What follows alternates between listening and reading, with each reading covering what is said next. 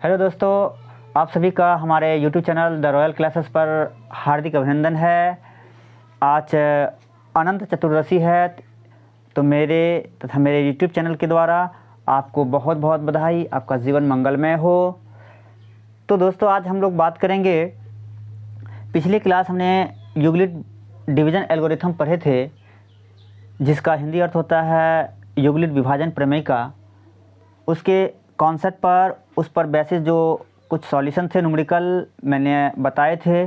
तो आज हम लोग जो है यूक्लिड विभाजन प्रमेय पर आधारित जो कुछ वर्ड्स प्रॉब्लम है ना, उस पर बात करेंगे। तो चलिए आइए चलते हैं। यहाँ हमने एक प्रश्न लिखा है कि सिद्ध करें कि किसी धनात्मक सम संख्या 4q, 4q + 2, 4q + 4 या 4q + 6 आदि के रूप में होता है। मतलब कोई भी धनात्मक सम संख्या, कौन सी सम संख्या? धनात्मक।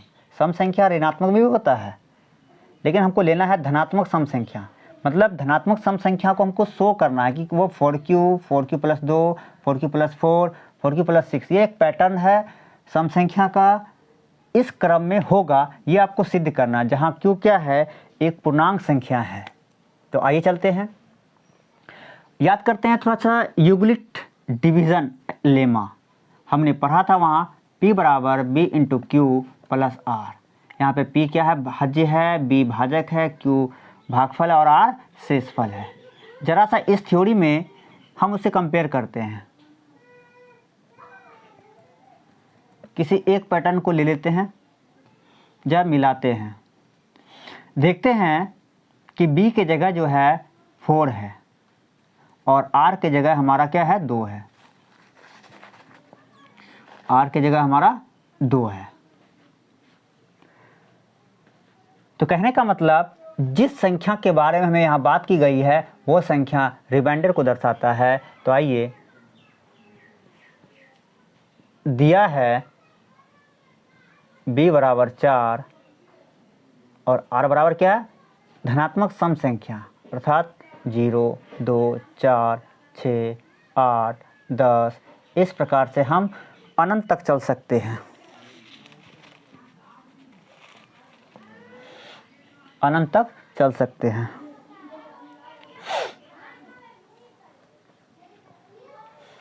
अब इसको हम यहाँ से इरेज कर देते हैं, हटा देते हैं। अब आ गया ये। नाउ यूक्लिड विभाजन प्रमेय का से क्या पढ़े हैं? P = B × Q + R। आइए, आप इसको हिंदी में लिख सकते हैं। जब R का मान 0 होगा, तो आइए बैठाते हैं। P = B का मान 4 है × Q + R का मान 0, तो क्या हो जाएगा? 4Q, है ना। जब R का मान 2 होगा, तो P बराबर, मतलब भाज्य बराबर, B का मान 4 × Q + 2। फिर R बराबर, अगर हम 4 लेते हैं, तो P बराबर 4 × Q + 4। इस प्रकार से अगर हम जितनी भी सम संख्या लेंगे, तो वह संख्याओं का एक पैटर्न बनेगा जो सम संख्याओं को दर्शाएगा, है ना। अब यहाँ पर जो Q है वो अननोन है, और क्या बोला है कि कोई भी नेचुरल नंबर लेना है या कोई धनात्मक पूर्णांक लेना है ना। या इसमें हम एक चीज़ जोड़ सकते हैं, Q belongs to positive Q, positive Q।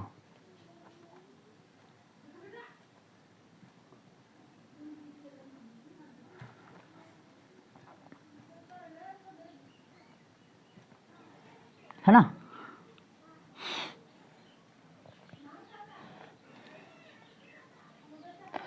इस प्रकार से हम R का मान जितना लेते चलेंगे, मेरा भाज्य संख्या, है ना, आता रहेगा। और R जो है वो इन्फिनिट तक है, तो ये इन्फिनिट टर्म भी मिलेगा हमें। तो लास्ट में हम कह सकते हैं, अतः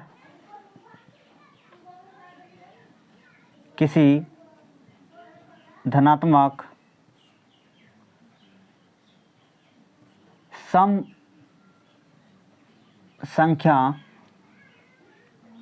का रूप जो हमें मिला है 4q, 4q plus 2, 4q plus 4, 4q plus 6, रूप 4q, 4q plus 2, 4q plus 4, 4q plus 6 आदि का रूप आदि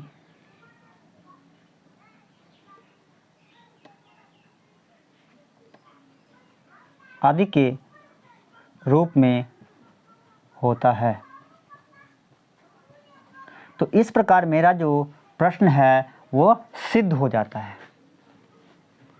यहाँ पर अगर आप q का मान कोई भी लेते हैं, कोई भी आप q का मान कोई भी, यहाँ पर बताया गया है q हमें क्या लेना है, कोई नेचुरल नंबर लेना है, या q जो है हमें कोई पॉजिटिव धनात्मक मतलब पॉजिटिव इंटीजर नंबर लेना है, धनात्मक पूर्णांक संख्या को लेना है। तो आप यहाँ पर q का मान कुछ भी अगर रख देते हैं, मतलब q belongs to z plus, z जो होता है वह पूर्णांक संख्या को सूचित करता है, तो प्लस लगाने का मतलब हो गया धनात्मक पूर्णांक संख्या। तो आप रख सकते हैं। आप एक ले लीजिए, तो एक रखेंगे तो कितना हो जाएगा, 4 इंटू 1 4 हो जाएगा, 4 इंटू 1 4 प्लस 2 कितना हो जाएगा, 6 हो जाएगा, फिर ये 8 हो जाएगा, ये 10 हो जाएगा। इस प्रकार से एक क्रम बनेगा। अगर हम q का मान 1 लेते हैं, कितना लेते हैं, लेट q इक्वल टू 1, तो हमारा जो संख्या बनेगा, संख्या का जो पैटर्न बनेगा वो क्या हो जाएगा, 4 होगा, 6 होगा, 8 हो जाएगा, 10 हो जाएगा और 12 हो जाएगा। इस प्रकार से संख्याएं आगे कंटिन्यू रहेगा। तो इस प्रकार से ये प्रश्न क्या होती है, पूरी हो जाती है। तो आशा है कि आप बड़ी अच्छे से समझे होंगे, या तो इस वीडियो को आप बैक जा करके देख सकते हैं।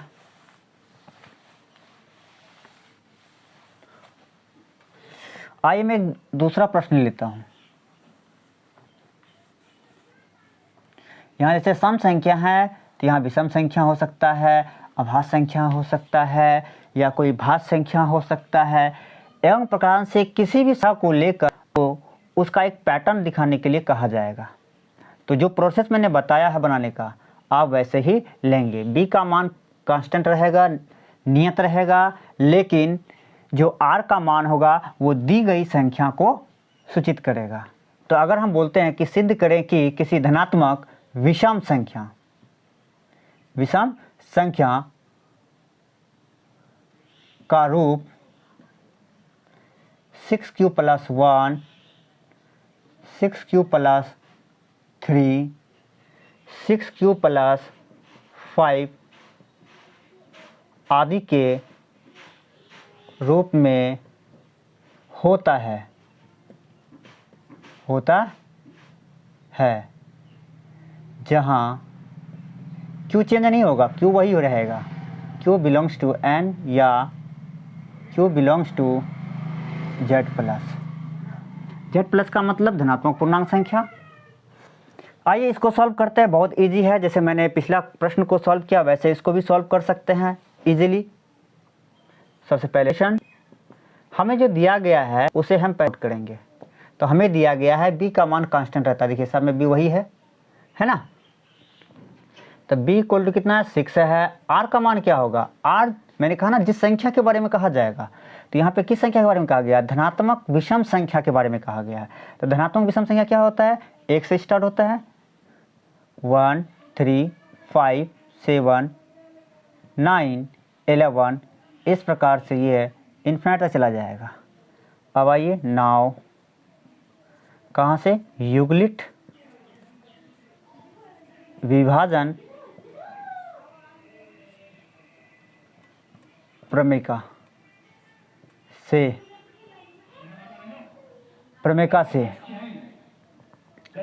युगलिट विभाजन प्रमेयिका से, तो P बराबर b into Q plus R, b into Q plus R. आइए जब सबसे पहला r का मान हम कितना लेंगे, 1 लेंगे, 1, P वही रहेगा, मतलब भाजी जो है वही रहेगा, और b का मान कितना हो जाएगा, 6 हो जाएगा। q तो कोई पूर्णांक संख्या है, हमने लिया नहीं है, +1। अब डिफिनेट नहीं है, कोई भी प्राकृतिक संख्या को ले सकते हैं या कोई भी धनात्मक पूर्णांक संख्या को आप चूज कर सकते हैं। तो पहला पैटर्न बनेगा p बराबर 6q + 1। दूसरा, जब r का मान हम 3 लेंगे तो p बराबर 6q + 3। फिर अगर हम r का मान 5 लेते हैं तो p बराबर 6q + 5, मतलब r की जगह हम r1 लिए हैं तो 1 लिखेंगे, r बराबर 3 लेंगे तो यहाँ पे r का मान क्या लिखेंगे, 3 लिखेंगे।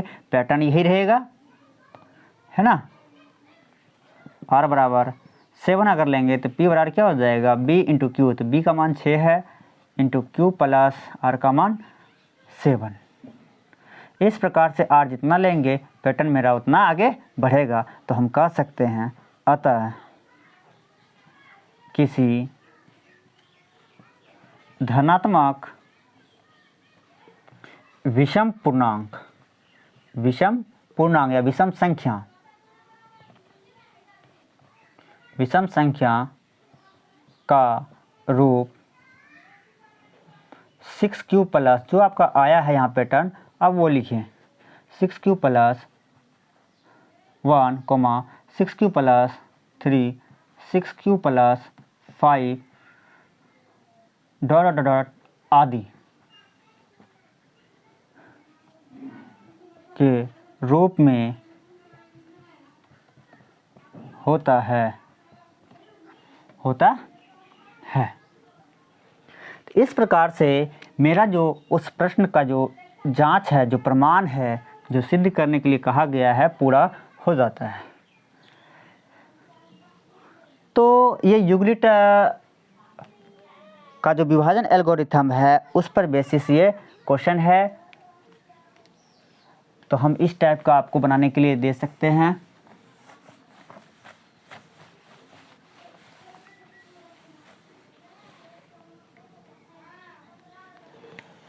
आपको टेस्ट के रूप में कुछ क्वेश्चन हम यहाँ पे नोट करवा देते हैं। पहला प्रश्न है, सिद्ध करें कि किसी धनात्मक पूर्णांक संख्या 5q + 1, 5q + 2, 5q + 3, 5q + 4 ... आदि के रूप में होता है, जहाँ q belongs to z plus धनात्मक पूर्णांक संख्या है। q का मान क्या है, धनात्मक पूर्णांक संख्या। अगला है, जांच करें कि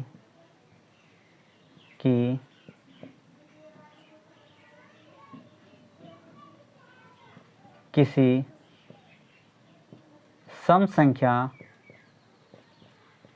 का रूप सम संख्या 6q + 2, 6q + 4 ... आदि के रूप में होता है, जहाँ q belongs to z plus, मतलब कोई धनात्मक पूर्णांक संख्या। अगला क्वेश्चन है, जांच करें कि किसी धनात्मक संख्या का वर्ग, वर्ग का मतलब क्या होता है, किसी संख्या पर 2 घात, वर्ग 3m + 1, 3m + 4 धनात्मक संख्या बोला है ना। तो 3m coma 3m+1 3m+4 dot dot dot आदि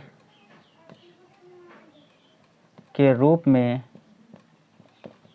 होता है। अगला सवाल है, यूक्लिड विभाजन प्रमेय का प्रयोग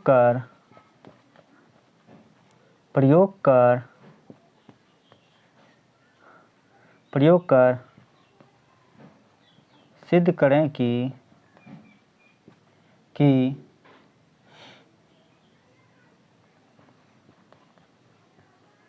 धनात्मक पूर्णांक का घन 3m 3m+1 3m+8 dot dot dot dot आदि के रूप में होगा, जहाँ Q belongs to Z+। Note that अगर आपको Z का बारे में नहीं पता है तो हम यहाँ लिख देते हैं, Z+ का मतलब होता है धनात्मक पूर्णांक।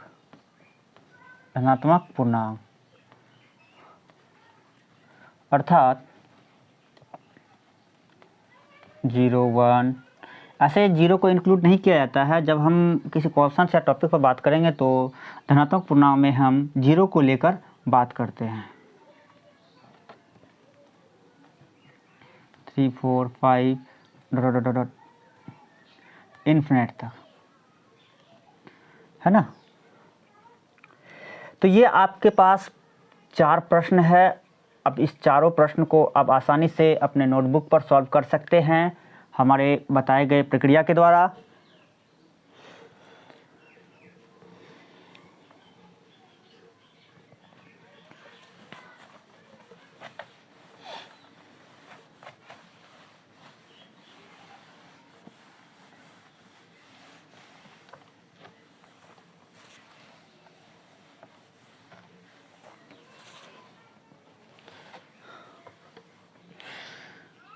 आइए आज हम कुछ संख्या के बारे में पढ़ते हैं।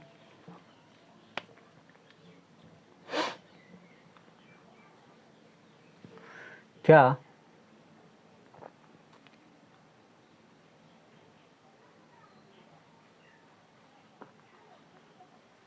Decimal expansion of a fraction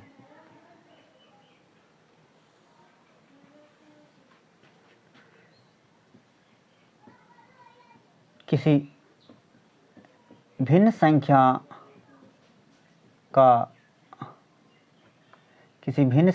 का दशमलव प्रसार का मतलब आप जानते ही हैं, फैलना, बढ़ाना, है ना। उसको हम बढ़ाएंगे। किसको बढ़ाएंगे? किसी भिन्न संख्या को हम लोग दशमलव में व्यक्त करेंगे। जब किसी भिन्न संख्याओं को किसी विधि के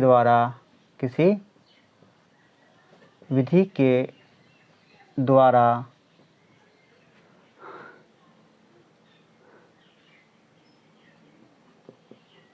दशमलव में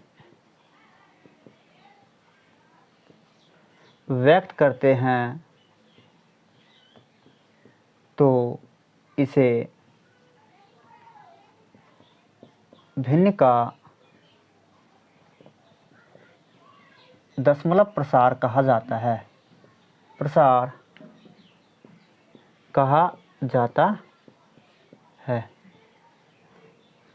कहने का मतलब ये हुआ, जब हम किसी प्रक्रिया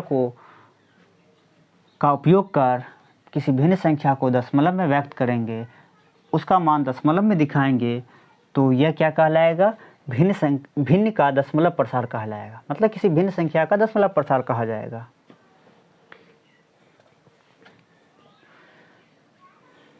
आप भिन्न संख्या के बारे में जानते ही हैं कि भिन्न संख्या जो है रेशनल का ही एक रूप है, लेकिन इसका हर कभी भी एक नहीं होगा, है ना।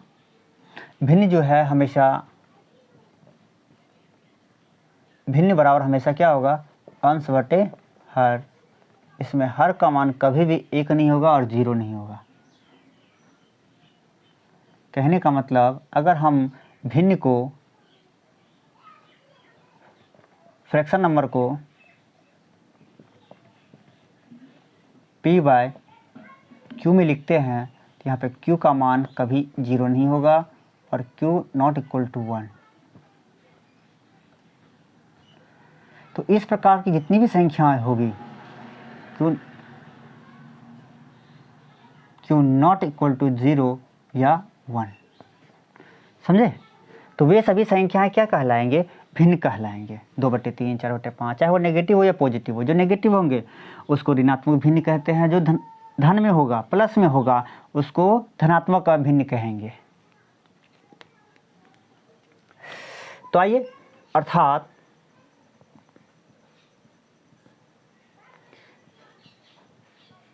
भिन्न बराबर p बाय q हो। आपने बताया ना कि q का मान कभी 0 या 1 नहीं होगा। तो q से अगर हम p में डिवाइड करेंगे तो यहाँ पर दशमलव प्रसार आएगा।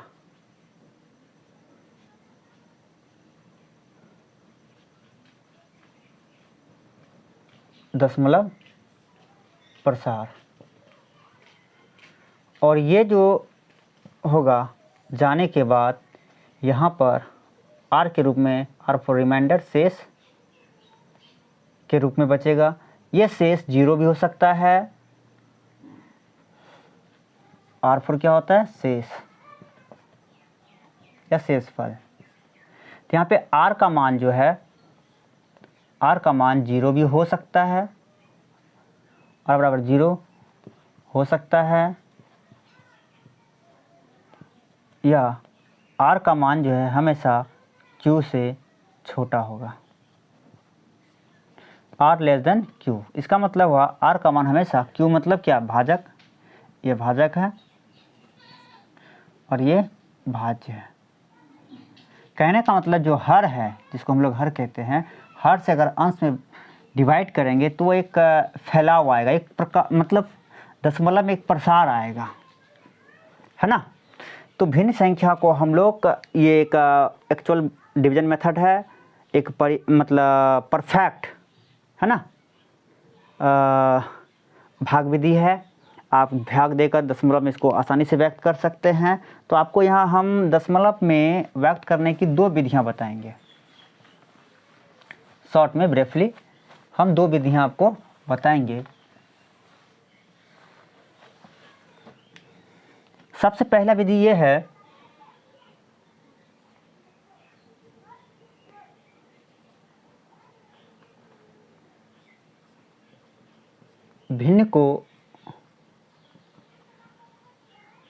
भिन्न को दशमलव प्रसार में व्यक्त की विधियां। यह मुख्यतः 2 है। यह मुख्यतः 2 है। यह मुख्यतः 2 है। सबसे पहली है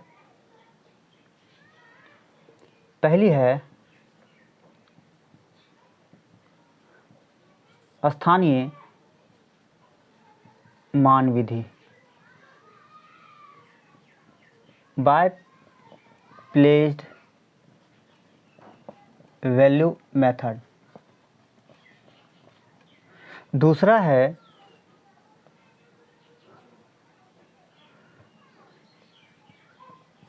लंबी विभाजन प्रक्रिया बाय लॉन्ग डिवीजन मेथड। ये दोनों विधि है। लंबी विभाजन प्रक्रिया क्या है, जो हमने 6 क्लास 7 क्लास या पिछले क्लास में आप पढ़े होंगे, पर ईजी है। स्थानीय मान आप लोग जानते हैं, नहीं जानते हैं तो बस हम छोटे सा एग्जांपल लेकर इसको हम यहाँ पे ख़त्म करेंगे, क्योंकि इसके बारे में पूरी विस्तार नहीं है। ये 9th क्लास का टॉपिक है, तो ये 9th में पढ़ा जाता है। हम इसको एक ब्रीफली आप लोग को बताना चाह रहे थे। अगर नहीं जानते हैं तो अपने जो टीचर हैं उनसे बात करें, या नहीं तो हमारी जब 9th क्लास की वीडियो बनेगी तो हम उसमें इस पर चर्चा करेंगे। जैसे एग्जांपल ये है, अगर 4/5 है, 4/5 एक भिन्न संख्या है, इसको दशमलव में बदलना है, तो ईजी यह है कि इसको हम एक x मान लेते हैं 4/5। और एक बात याद रखिएगा कि इसका जो हर है, हर जो को हमेशा 10 घातांक में बदलना है। किसमें बदलना है? हर को हमेशा कन्वर्ट करना है 10n के रूप में, चाहे वो 10 पर 1 घात हो, 10 पर 2 घात हो। मतलब 10 पर 1 घात का मतलब हो गया 10 में बदलिए, 10 पर 2 घात का मतलब हो गया 100, या तो 100 में बदलिए। ऐसी किसी संख्या से इसको मल्टीप्लाई करके क्या करना है आपको, उसका हर 10 में या 100 में या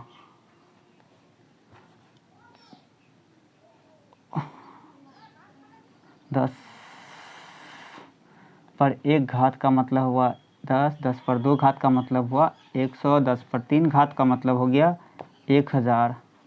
इस प्रकार आप बदल सकते हैं।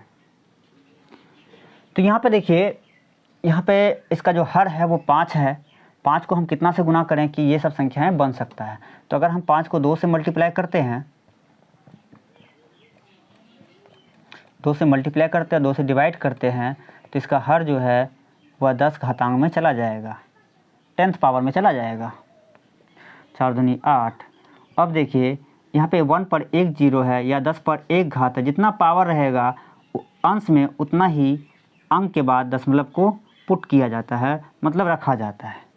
तो इस प्रकार से 4/5 का जो दशमलव प्रसार होगा 0.8 होगा, है ना। तो ये है स्थानीय मान विधि। ये कौन सा विधि है? स्थानीय मान, मतलब स्थान की गणना कर हम दशमलव को क्या करते हैं, रखते हैं। यह स्थानीय मान विधि है,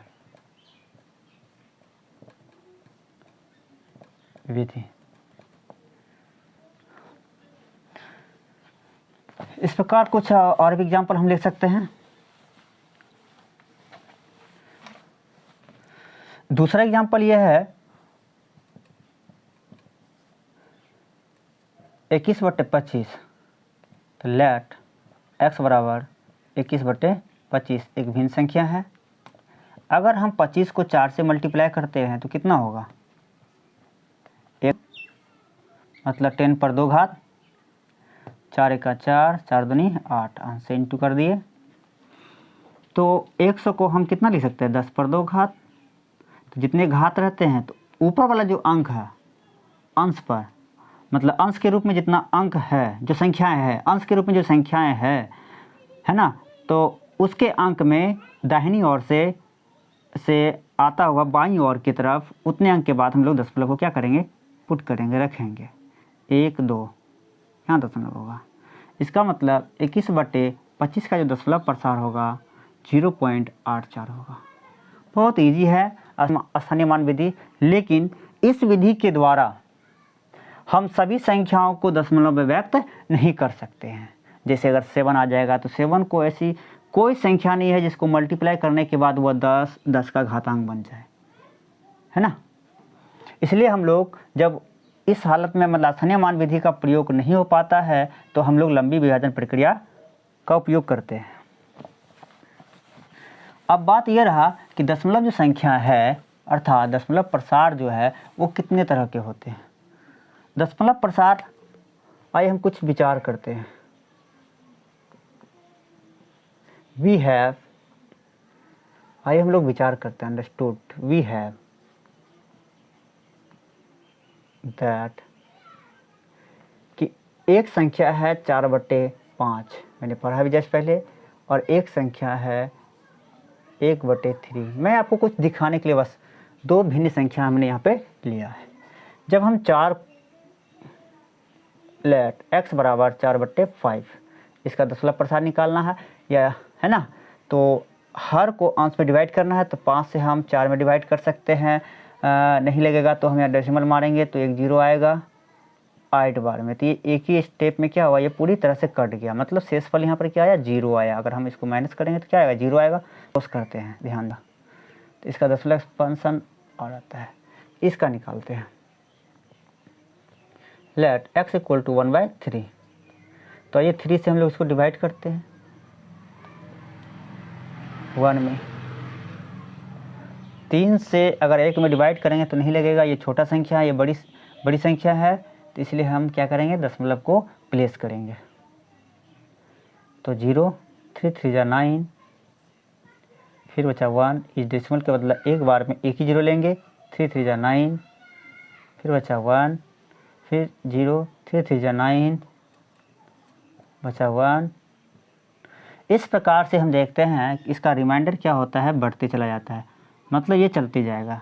तो अगर ये चलते जाएगा तो हम यहाँ क्या करेंगे, डॉट डॉट डॉट मार देंगे। अगर दशमलव के बाद 3 अंक, 4 अंक या 5 अंक, 6 अंक या 5 6 7 अंक जाने के बाद भी अगर वो मतलब पूरी तरह से विभाजित नहीं होता है, तो हम क्या करेंगे, डॉट डॉट यहाँ मार देंगे। तो हम देखते हैं कि भिन्न संख्या का जब दशमलव प्रसार निकाले तो 1 का क्या हुआ, रिमाइंडर 0 आया, शेषफल 0 आया। 1 का रिमाइंडर हमेशा क्या होता है, 0 से बड़ा, अर्थात अभाजक से छोटा होता है, बचता है। कुछ ना कुछ अंक क्या होता है, बचता है, कुछ ना कुछ संख्याएं क्या होती है यहाँ पे, बचती है। जब ये बचती है तो इसका मतलब ये कभी पूरी तरह से डिवाइड नहीं होगा, ये पूरी तरह से डिविजिबल नहीं है। तो कहने का मतलब एक वह दशमलव है जो डिविजिबल है, जिसका रिमाइंडर 0 हो सकता है। एक वह है जिसका जो पूर्णतः मतलब क्या बोलते हैं, पूरी तरह से डिविजिबल नहीं है, जिसका रिमाइंडर कुछ बचता है, जिसका रिमाइंडर 0 नहीं आता है, वो एक संख्या है। इस प्रकार से हम देखते हैं कि दशमलव प्रसार जो होता है मुख्यतः 2 प्रकार के होते हैं। क्या होते हैं, दशमलव प्रसार मुख्यतः 2 प्रकार के होते हैं, 2 प्रकार के होते हैं। पहला है शांत दशमलव प्रसार, लिख सकते हैं, उतना ज़रूरी नहीं है। टर्मिनेटिंग मतलब टर्मिनेट होता है, जो टर्मिनेटिंग डेसिमल नंबर। दूसरा है अशांत दशमलव,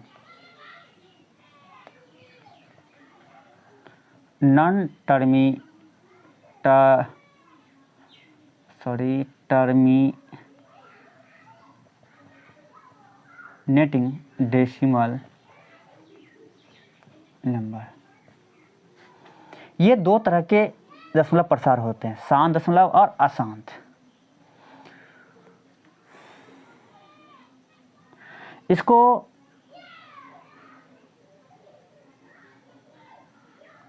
इसको अवसानी दशमलव प्रसार भी कह सकते हैं हम लोग, अवसानी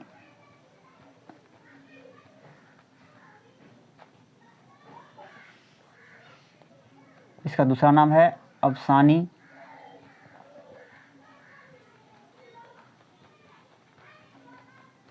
दशमलव प्रसार। इसका जो दूसरा नाम है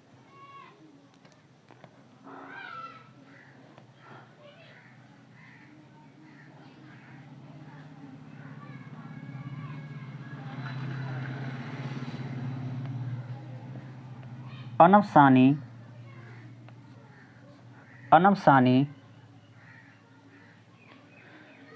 साथ यहाँ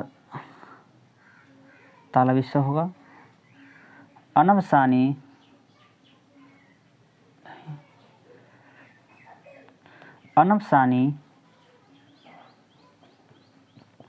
दशमलव प्रसार। दशमलव प्रसार। ये दो तरह के दशमलव प्रसार होते हैं। अशांत दशमलव जो होता है, अशांत दशमलव, ये दो तरह के होते हैं। ये दो तरह से होते हैं। क्या? पहला इसका ये है अनवसानी आवर्ती। आवर्ती का मतलब होता है रिपीटेड, रिएक्टिंग, है ना, जिसमें रिपीट करता है, जैसे यहाँ पे संख्या रिपीट कर रहा है ना, आवर्ती, अनवसानी आवर्ती। और दूसरा होता है अनवसानी अनावर्ती, अनावर्ती, अनवसानी अनावर्ती मतलब non terminating non repeating, non terminating non repeating decimal expansion. और यह है non terminating repeating expansion, decimal expansion. Non terminating repeating decimal expansion या रेकरिंग एक्सपेंशन। इसमें क्या होता है कि आसान दशमलव जो होता है, दशमलव के बाद संख्याएं रिपीट करना शुरू कर देता है, चाहे एक अंक के बाद हो, दो अंक के बाद हो या तीन अंक के बाद हो, लेकिन संख्याएं श्योर है कि रिपीट करेंगे। लेकिन अनवसानी अनावर्ती में क्या होता है कि आसान संख्या होंगे लेकिन दशमलव के बाद तो वह रिपीट करना प्रारंभ नहीं करेंगे। एक अंक, दो अंक या चार अंक के बाद या कुछ अंक के बाद, सम डिजिट के बाद, आफ्टर सम डिजिट, कुछ अंक के बाद क्या होगा, संख्याएं जो है मतलब अंक जो है रिपीट करेंगे, चाहे वो दो अंक रिपीट करे या वन डिजिट रिपीट करे या थ्री डिजिट रिपीट करे। तो इसमें क्या होता है, कुछ दशमलव बिंदु के बाद, डेसिमल पॉइंट के बाद, एक, दो, तीन या कुछ अंक के बाद ही संख्याएं रिपीट करती है। इसमें क्या होता है, दशमलव के बाद से ही संख्या रिपीट करने लगती है। कहने का मतलब यहाँ एक आसान दशमलव है, लेकिन ये क्या है, अशांत अर्थात अनवसानी आवर्ती है। ये दशमलव प्रसार, ये अनवसानी आवर्ती दशमलव प्रसार है। इसमें दो तरह के प्रसार होंगे, एक पहला अनवसानी आवर्ती और दूसरा अनवसानी अनावर्ती। अनवसानी आवर्ती जो होता है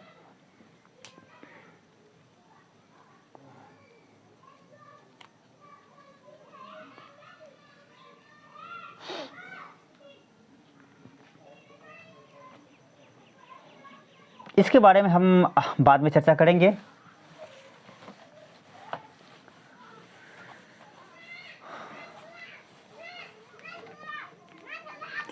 आप प्रैक्टिस के लिए हम यहाँ टेस्ट दे देते हैं। आपको केवल ये बताना है, दशमलव प्रसार ज्ञात कर, शांत और अशांत बता दें।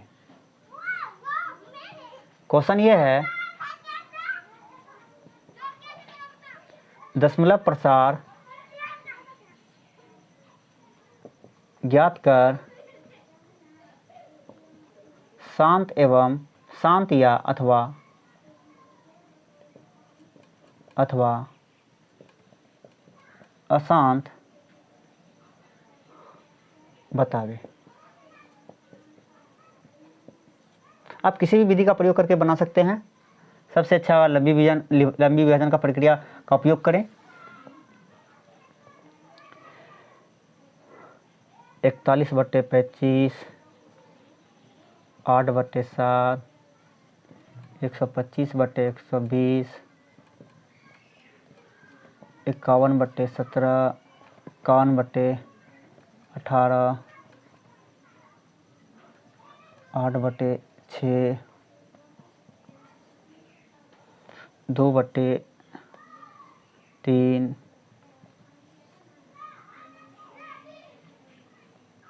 45/99, 87/15, 68/23, 50/19। इस प्रकार से आप इसको बना सकते हैं। हाँ, दशमलव निकालने का जो ये स्थानीय मान विधि है, दशमलव प्रसार निकालने का जो स्थानीय मान विधि है और लंबी बीजगणित प्रक्रिया है, इनके अलावा भी मैं इससे बड़ी बड़ी संख्याएं का दशमलव प्रसार हम निकाल पाएँ, उसके लिए हम एक शॉर्ट विधि का प्रयोग करेंगे, जो अगले वीडियो में, अगले क्लास में हम बात करेंगे। आज के लिए इतना ही। बहुत बहुत धन्यवाद। हमारे वीडियो को वॉच करें, शेयर करें, कमेंट करें और हमारे YouTube channel the royal classes को सब्सक्राइब करें और अपने ग्रुप में इसको फैलाएं, ताकि जितने भी 10th क्लास के स्टूडेंट हैं, क्योंकि उसका बोर्ड अभी बहुत नियरेस्ट है, तो वो अच्छी तरीक़ा से मेरे इस वीडियो के माध्यम से अपनी तैयारी कर सकते हैं। धन्यवाद।